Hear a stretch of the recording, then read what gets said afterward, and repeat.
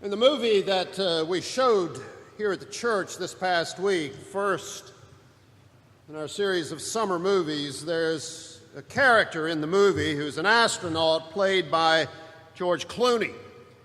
And he likes to talk a lot.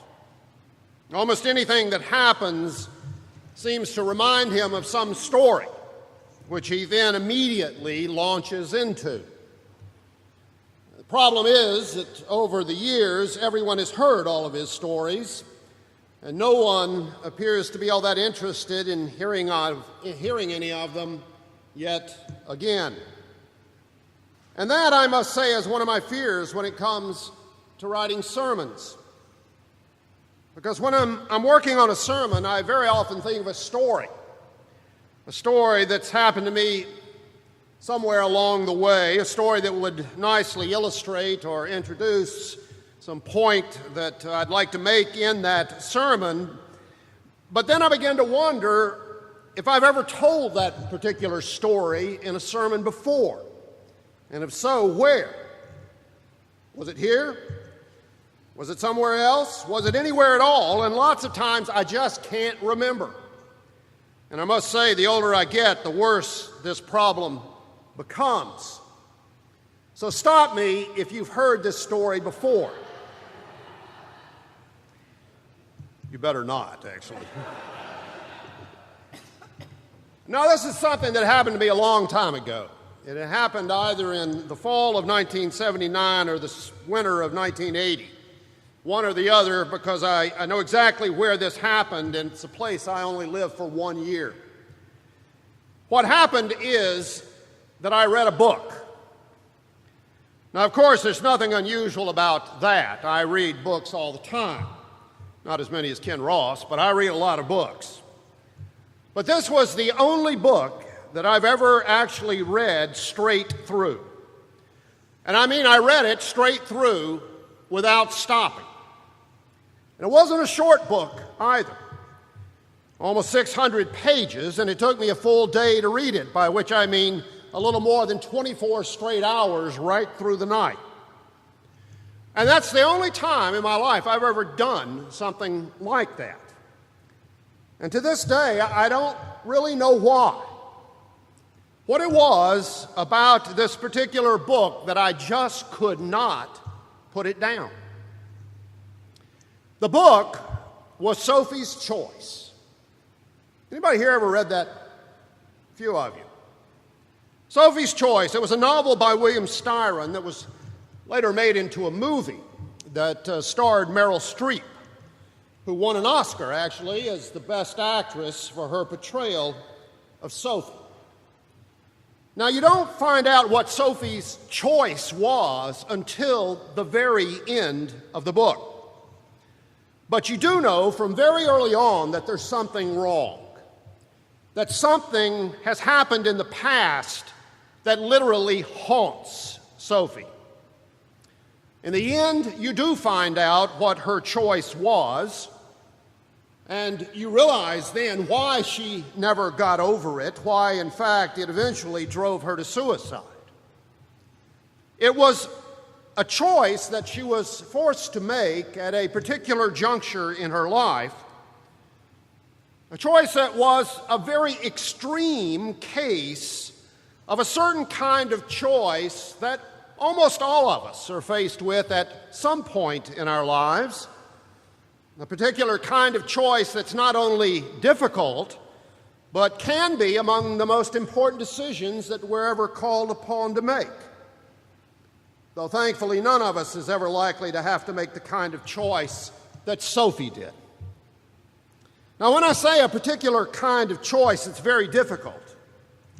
I mean a choice where there are simply no good options, just some which are hopefully better than others, but all of which, even the best of the options, nonetheless has some considerable downside or risk. Now, these may be choices that could cause harm to or offend, at least, people we're close to, perhaps even members of our own families. These are choices that naturally anyone would prefer to avoid.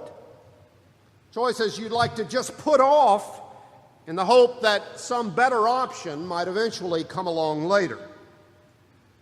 Which is why the great temptation when faced with these kinds of difficult decisions is always to do nothing, to avoid making any decision at all rather than choosing an option that we know is problematic, that we know is going to be painful. Because even though not to decide is in some sense to decide, even though our inaction might actually cause greater harm than our doing something, still, if we don't do anything ourselves, if we just put off a decision, then we can usually convince ourselves that we're really not responsible for what happens then when we simply refuse to make a decision ourselves. Now, this is the kind of choice that was forced on Abraham in our Old Testament lesson this morning, a choice actually not unlike Sophie's. He's confronted by a situation that has no easy or obvious solutions, and certainly no painless solution, because anything that Abraham does here is going to cause pain to someone. So here, just as in our own lives, the great temptation was for Abraham just to do nothing, just to put off making any choice at all, hoping that doing so, some other option might appear somewhere down the road. And yet, to his enormous credit, Abraham does not do that. Abraham makes a choice that Scripture describes as distressing to him, though the actual Hebrew word here is much stronger than that, something more like tragic. It was a tremendously difficult choice to make, and yet he does it, which in its own way, I think, says as much about the faith of Abraham as does the even more famous story about Abraham that we'll read next week, the near sacrifice of Isaac.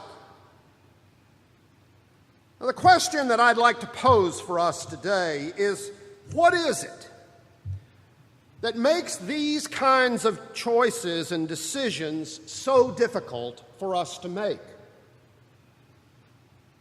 And therefore, what is it then that enables the Abrahams of this world to make those kinds of decisions that so many of us find excuses to avoid?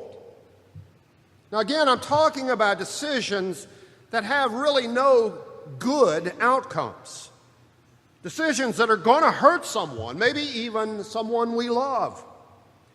Of course, you'd like to think, at least you hope, that any pain caused by your decision will be less over the long run than would be the case if you did nothing. If you did nothing and just hoped that events would eventually take the decision out of your hands. And these kinds of decisions are not just hypotheticals either. These are real decisions that almost all of us have to face at some point. In fact, I think this is the biggest problem that most of us have in trying to be disciples of Jesus Christ. And the reason why we so often fall short in our efforts, because we can't make decisions like this. Because there will always come a time as a disciple of Jesus Christ when we're called upon to make these kinds of decisions, difficult decisions, that are going to cause someone harm, or at least give offense to someone around us. Perhaps even the people in this world that we're closest to. And that's what we have a hard time doing. Now, for the early Christians, by which I mean the Christians in the gospel era, this was quite literally the case for them. For the problem they faced was making decisions that affected members of their own family, the strongest bonds of kinship that exist. Having to make decisions that put you at odds with your own family. Having to make decisions that go against your family's own interests or traditions.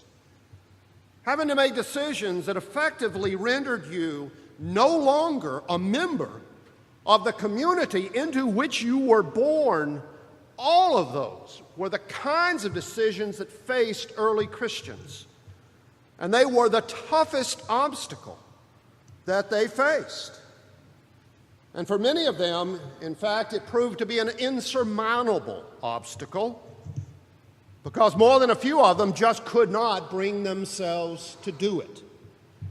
Couldn't accept the consequences of the choices presented to them.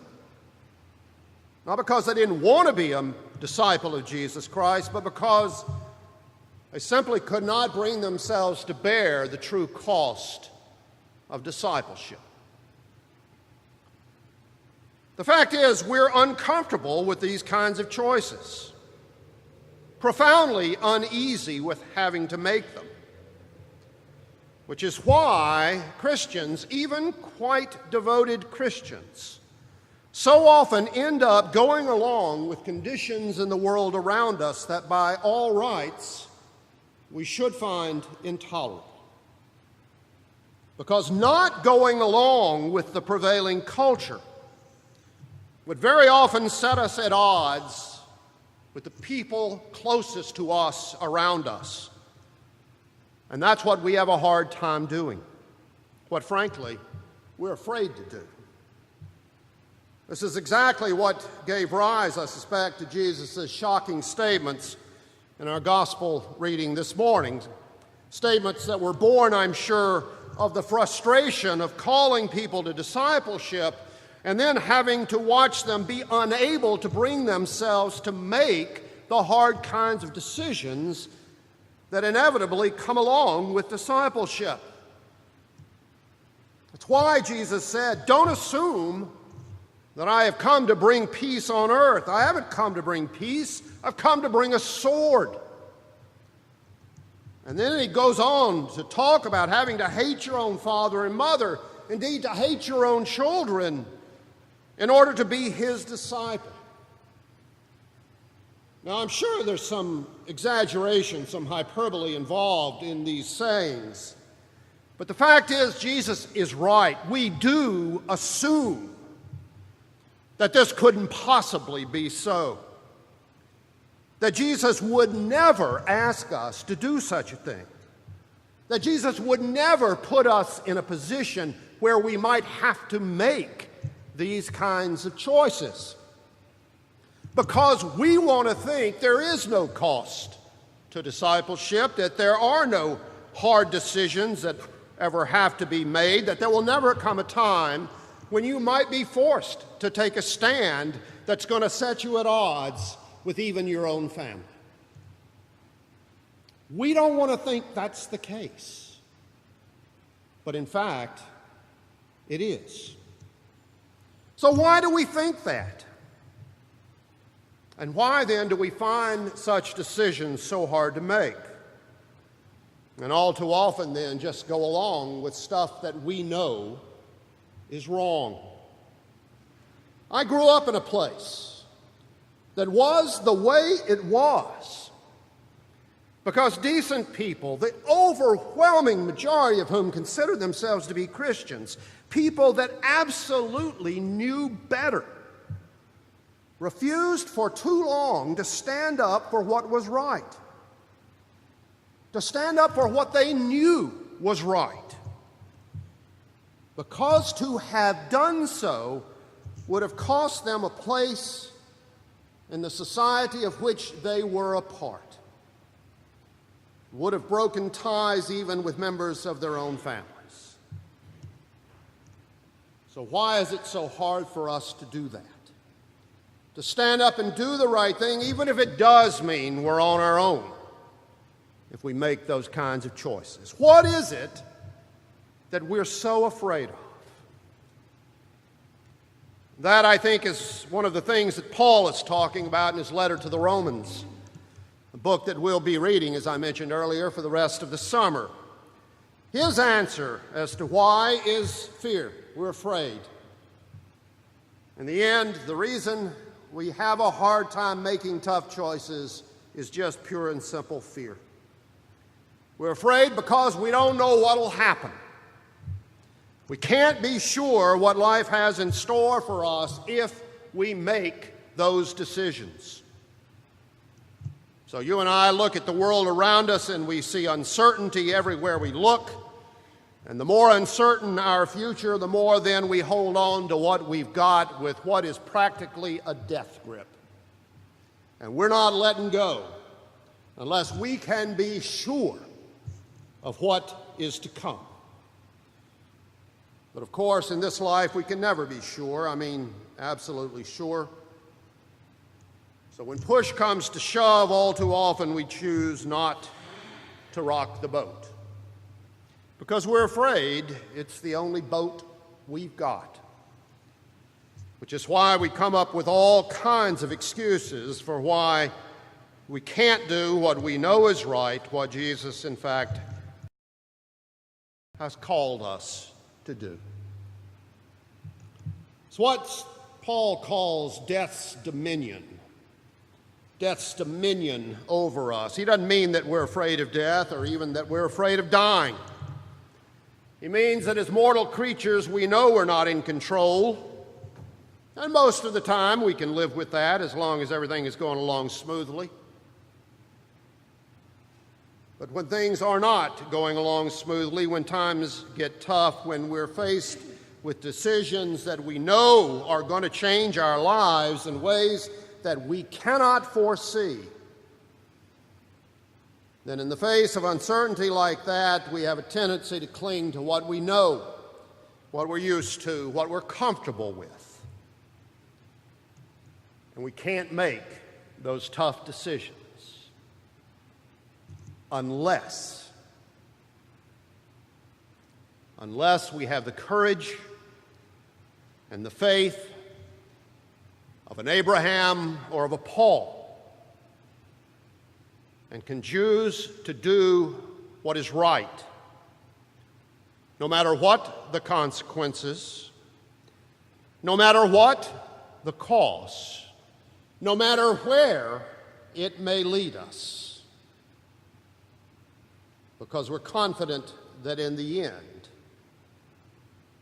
the Lord will see us through.